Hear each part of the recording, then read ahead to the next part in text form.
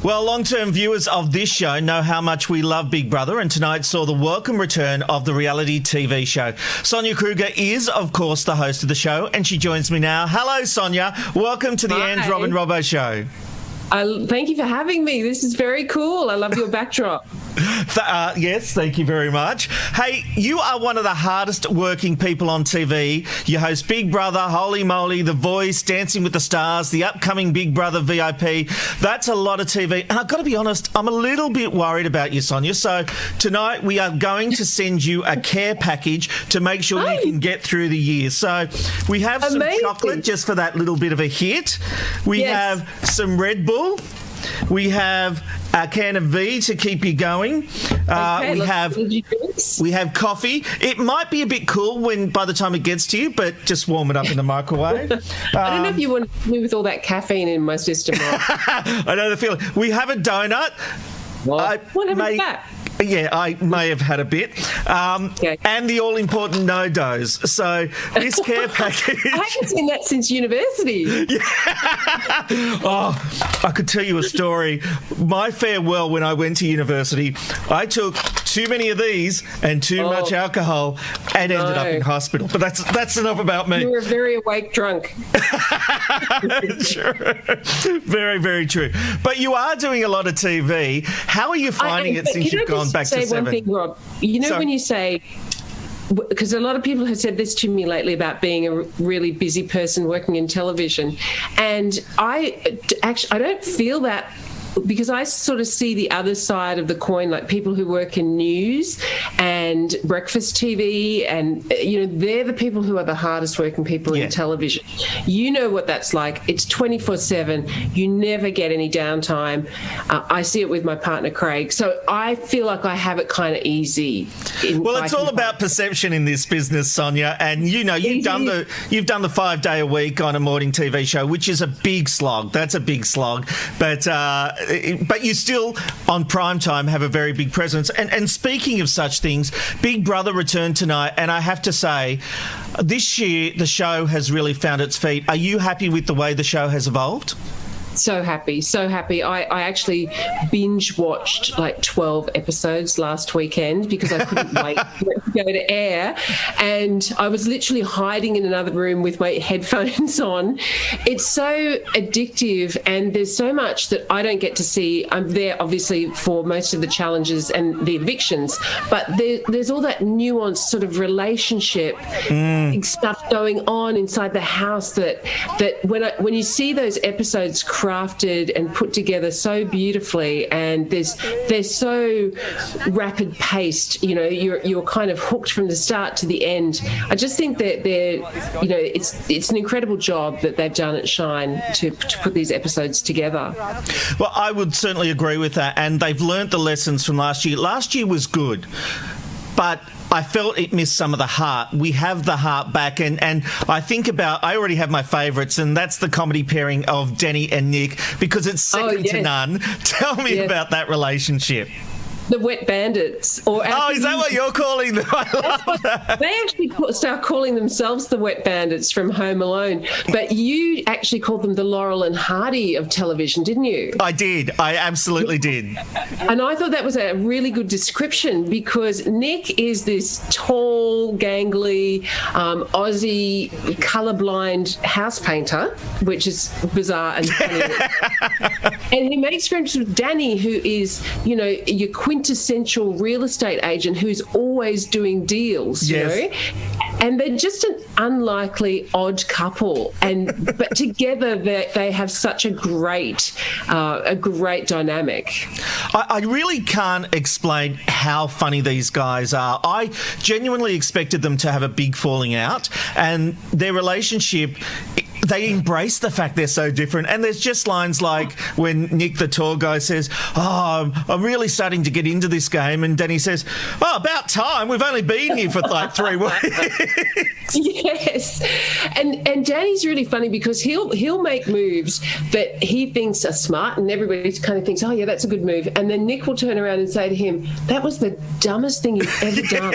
And I can't tell you what's coming up after tonight. Obviously, I don't want to spoil the surprise for anybody, but there is just so much that happens between them, between other members of the house. The power shifts constantly.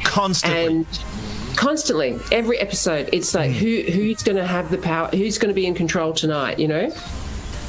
You think it's Big Brother. Well, it is Big Brother. He has the ultimate power. Sure. But within the housemates, they're always jockeying because they need to have the numbers on their side when it comes to an eviction. Absolutely. Now, I'm going to ask you, who is your favourite housemate this year? Oh, I can't. Well, you know. No, you got to give me a name. I'm not going to accept they're all great in their own way. But I tell you what, when Danny first started, I actually thought, oh no, he's going to be really polarizing. Yep. But in actual fact, you kind of, my relationship with the housemates changes throughout the series. Yes. Because you get to know them, and it's like having meeting a whole group of new people, and you get to know them. They become your friends, and some of your friends, you know, at times you love them, and at other times they annoy you. So it's kind of like that. My feelings towards all of them change. I actually said that in the review I did because I found exactly the same thing, that someone I like one day, I'll really dislike them the following day, then I'll like them again. So it's like a real relationship. But I've got to ask you, how much do you invest in the shows you're working on? A lot. Well, it's hard for me. I think if you're not invested, how can the viewer be invested, you know? Yes. And I'm lucky that I've been given the opportunity to work on these incredible shows. And something like Big Brother, for example, you know, really I become so drawn into it. As I said to you, you know, I've been calling Amelia Fisk, who's the executive producer, saying, please, can you send me a few more episodes, you know, because I want to see what's going to come next, even though I know. So look, I guess Dancing with the Stars, I've always been passionate about it. When they called and said they were doing an All-Stars version, I just thought, wow, that I never expected, Rob. Never expected it in a million years. That's the other thing I think with this you thought it was dead and buried? Oh, no, I just didn't. I just wasn't on my radar that Seven would be doing it. It's pretty much the same deal with The Voice. When I left 9 to go to 7, the hardest thing for me to leave was The Voice, because it's the hottest ticket in town. It's the sexiest show on TV. Who walks away from that, you know? But, you know, there were other opportunities at 7, and it's just that, you know, that point in your career where you go, I need to change things up and shake it up. So I never, ever expected 7 to also now have The Voice. It's well, just the way people wouldn't have seen this, but there was a sales presentation that concerned The Voice, and it literally had you there saying, and where is The Voice? Whichever network I'm on. I'm glad you like that joke. I loved it. You know, and speaking of that, you've had a long and successful career. I first worked with you back on Today Tonight in the year 2000 when you were an entertainment reporter, and now you are one of Channel 7's biggest stars. How does that feel? I feel very lucky. You Look know, at that girl. Did you see it? Oh my gosh, that's scary. I'm going to replay that footage. Can you? Actually, I want you to see that again. Look at this. Look at this girl, Sonia. Sonia Kruger here with a. That looks like my mother. Why do I look like my mother 20 years ago? I don't understand.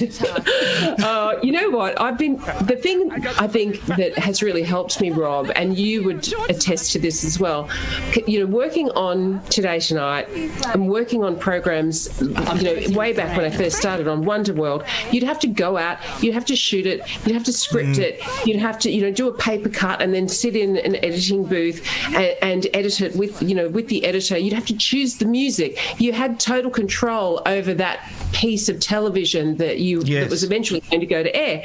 And that's where you learn to appreciate the skills that certain people bring to their jobs. You know, there are great writers out there. There are great editors. There are great executive producers. You know, there are so many moving parts to making a fabulous piece of TV. And I think that's the thing. I have a lot of respect for all of those people. And I've been lucky to work with some of the greatest in the industry. So, you know, and look, it was a pleasure working with you too. We always got each other's sense of humour. There's no doubt. Now, speaking of Today Tonight, you found love with someone I greatly admire, and that's your partner, Craig. Was it difficult having a relationship in the workplace? Well, we didn't have a relationship in the workplace. Yes.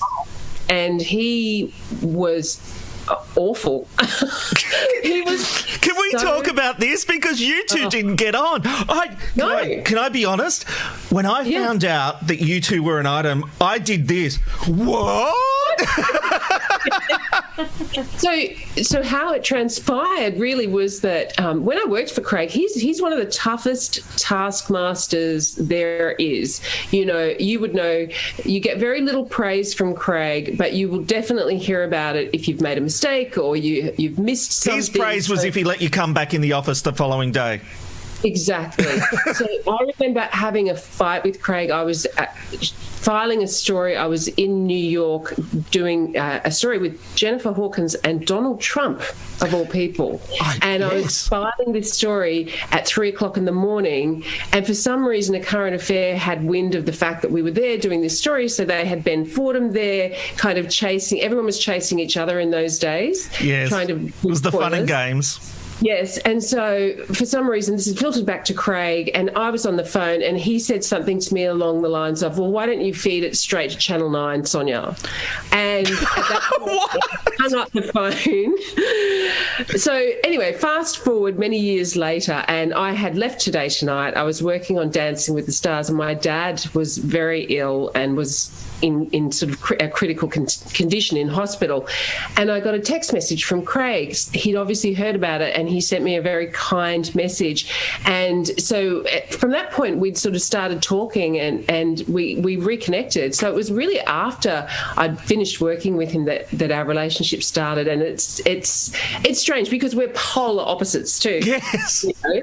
I'm very showbiz and he's very news. So, but I like to think we complement each other. Oh, absolutely. Like, I see it now. This, by the way. Sorry? He's gonna hate this. Yeah, but he'll call me, he'll have a go at me, it'll be fine. It'll get us on the phone, so it'll be fine.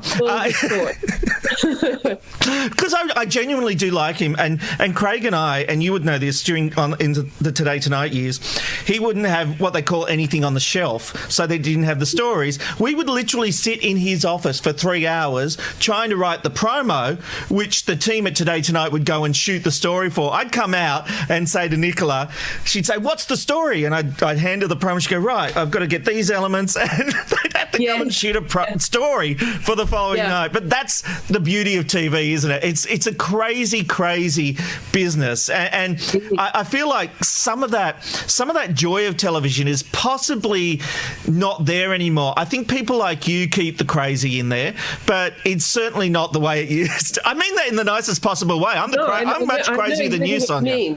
Yeah, and I think I know what you mean in terms of, you know, there's that live factor, which, you know, a lot of live television is now being pre-recorded. So it's like you've got to try and maintain a live quality to it. Yeah. So for me and the shows that I work on, you know, we shoot them as live, and the way they're being edited now is to keep that live element in there, because you want that danger and that, as you say, that craziness. People, I think, they don't care whether it's perfect. I think they like to actually see it when it goes a little bit off the rails. Absolutely. You know, you can't look away. It's sort of like, is this supposed to be happening? Probably not, you know. Absolutely. I love your sense of adventure. And speaking of that, I was worried. Oh, hello. Yeah. What have we got? Oh, is that Teddy? That's Teddy. She just went past, and I thought for anybody watching, they might want to see Teddy. She is our 1-year-old cavoodle, COVID puppy. A COVID? Oh. Except when she's chewing my shoes. Is this instead of having another baby, Sonia? yeah. That should be fun. Unless, of course, there's an announcement you want to make. The Daily Mail are watching. I'm sure they've got a bazillion headlines out of this. Hey, look, I love you so much. You know that. I'm a big fan of yours. Always have been from the very early days we worked together. Big Brother launched earlier tonight on Channel 7, but you can catch up at 7plus.com.au, and there's a brand new episode tomorrow night at 7:30 on Channel 7. And if you want one-liners, just watch those evictions and listen to Sonia. Sonia, thank you so much for your time tonight. Thank you, Rob. And thanks for being such a great supporter of the show. I know you guys are really passionate about it, and that means a lot to me. It really does. Oh, Sonia, you're very, very welcome. Thanks for being on the Andrew and Robbo Show. Well,